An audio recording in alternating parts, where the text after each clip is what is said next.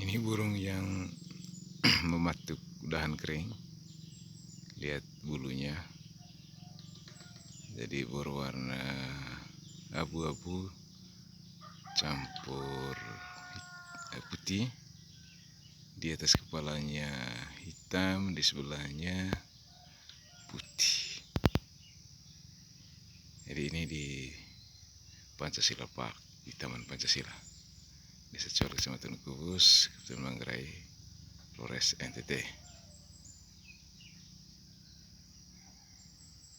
Jadi entah apa yang dilakukan, dia tengah mencari ulat di dalam pohon kering itu untuk dia makan ya. Jadi paruhnya sepertinya panjang. Jadi video ini diambil